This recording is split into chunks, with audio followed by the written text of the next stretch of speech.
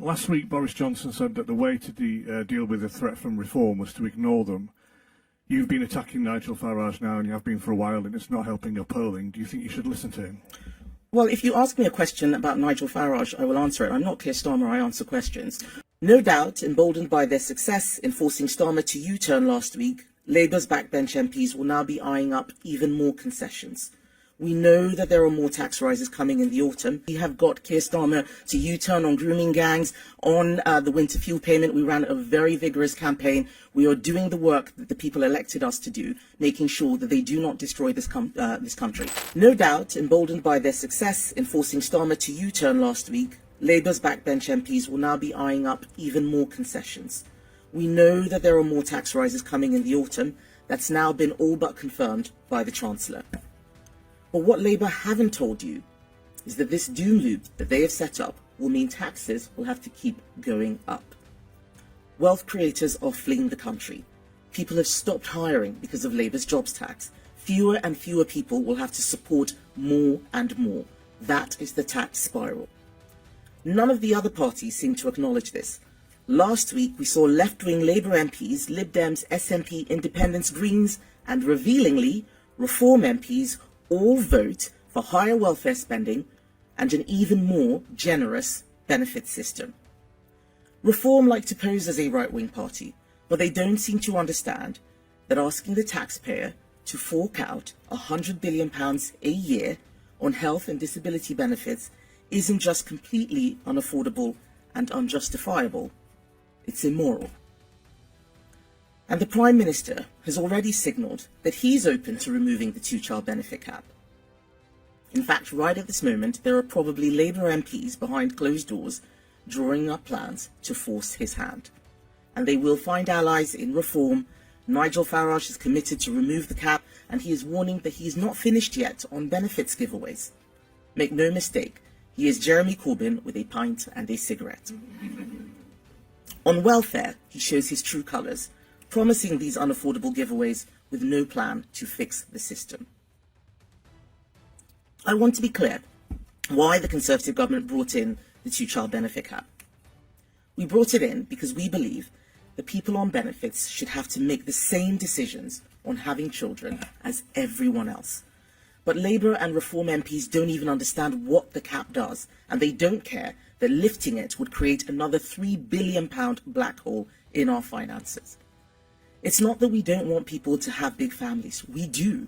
But the way to achieve that is to make sure people can afford to have families because they are in good jobs, not by increasing the tax burden on working people. So next week, we're going to put this to a vote in the House of Commons, and you'll see that the Conservatives are now the only party committed to serious welfare reform. We are the only party that is prepared to tell the truth and take the tough decisions to get spending under control. That's the way to bring about real change. Getting the welfare bill down is not an impossible task, but it requires conviction and the courage to make difficult choices. We have to start from our principles. First, who needs and deserves our support? There will always be some people who need help from the state, people who have a really challenging disability, people who have worked and paid into the system for years, but who lose their jobs suddenly through no fault of their own. But we can't afford to be spending £1 billion a month on benefits for foreign nationals. It is not unreasonable to expect someone to have paid in and become a British citizen before they unlock access to sickness benefits. That was a plan we put forward yesterday, a plan that Labour voted down. We also clearly cannot afford to support 1 in 4 people who now classify themselves as disabled. We are going to have to draw a line in the sand about which conditions the state gives out support for. Food intolerances are a medical fact, but they're not something we should be handing out new cars for. This is not a joke, this actually happens. And anxiety and mild depression are real conditions, but that doesn't mean that those suffering should be signed off work courtesy of the taxpayer. The Centre for Social Justice have done some brilliant modelling, showing that if you restricted benefits to those with more severe mental health conditions, you could save up to £9 billion. Think how much good even a fraction of that could do when reinvested into mental health treatment and research, instead of funding people to sit at home. Second, how do you accurately identify those people who you've decided qualify for support? Clearly, our current system of assessment isn't working. Approval rates have soared, and we now have online sickfluencers. I never heard this phrase before, sickfluencers. They are selling people scripts to maximize their scores on assessment.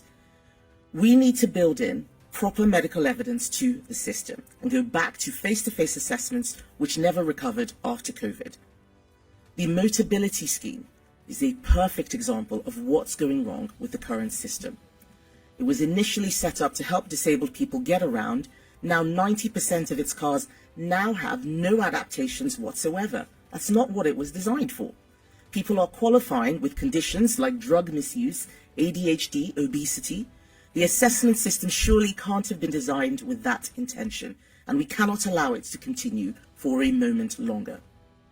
And third, we need to think about what support actually helps people, because at its best, a welfare system acts like a trampoline. It cushions your fall and it propels you back onto your feet. It should not act like a giant net that engulfs you and makes it almost impossible to climb out. Up and down the country, people with really challenging health conditions do extraordinary things. They go to work, they raise families, they set up businesses. So we need to ask, why are some people able to do that, but not others? What skills and support do they need? Giving someone, for example, 8 weeks of retraining and physiotherapy and getting them back into work is a better solution for everyone than allowing them to languish on benefits. And doing that before they fall out of the workforce is even better. We live in a totally different world from the one that we did 30 years ago. Even people who are housebound can now contribute and make use of their talent. We should be aiming for everybody to support themselves as far as they are able, while providing support for those who cannot. Hi. Last week, Boris Johnson said that the way to deal with the threat from reform was to ignore them. You've been attacking Nigel Farage now, and you have been for a while, and it's not helping your polling. Do you think you should listen to him? Well, if you ask me a question about Nigel Farage, I will answer it. I'm not Keir Starmer, I answer questions. But I think if you want to take the advice, I think it's the media that needs to take Boris Johnson's advice. It's the media that spends most of its time talking about Nigel Farage. There is a lot of work that we're doing in Parliament. We have got Keir Starmer to U-turn on grooming gangs, on the winter fuel payment. We ran a very vigorous campaign. We are doing the work that the people elected us to do, making sure that they do not destroy this country. I'm the only person who is talking about how we bring the cost down. We are spending well above our means, and we've got to bring that back within our means. Thank you. I think that was the last question that I had, but I'm happy to talk afterwards. But thank you very much.